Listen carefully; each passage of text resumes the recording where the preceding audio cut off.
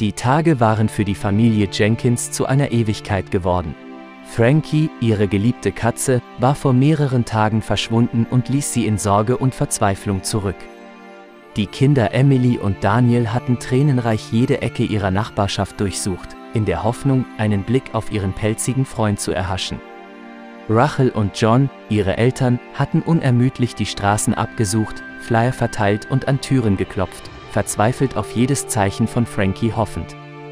An einem Nachmittag, als sie in ihrem abgenutzten Minivan die Straße entlang fuhren, hielten sie Ausschau nach jeder Streunerkatze, die ihnen begegnete.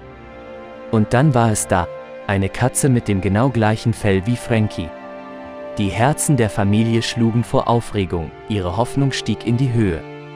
Sie hielten an, und der Mann, John, schaffte es, schnell ein Foto der verletzten Katze zu machen, bevor sie in die Büsche flüchtete.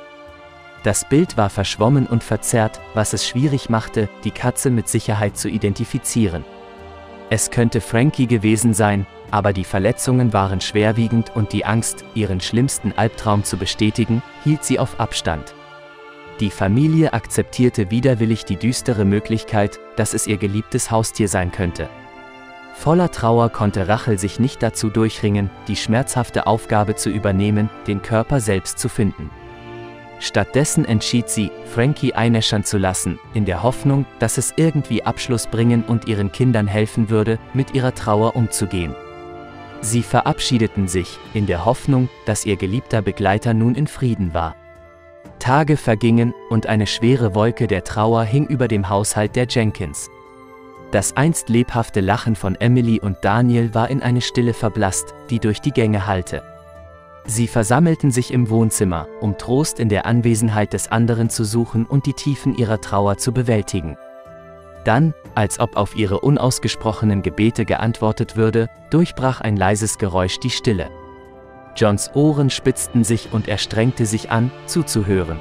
Da war es wieder, ein leises Miauen, das durch das offene Fenster drang. Sein Herz schlug vor Unglauben und überwältigender Freude. »Hast du das gehört?« flüsterte John, seine Stimme vor Hoffnung zitternd. Rachel, mit weit aufgerissenen Augen vor Erstaunen, nickte als Antwort. Sie tauschten einen Blick, ihre Herzen pochten im Einklang. Ohne zu zögern, stürmten sie nach draußen, ihre Füße berührten kaum den Boden. Und dort, auf der Veranda, stand Frankie. Sein Fell war leicht verfilzt, sein Körper dünn und schwach, aber seine Augen funkelten vor Wiedererkennen. Die Familie versammelte sich um ihn, Tränen liefen ihre Gesichter hinab, während sie ihn mit Liebe und Erleichterung überschütteten. Liebe Freunde, wenn euch das Video gefallen hat, setzt ein Like und abonniert den Kanal.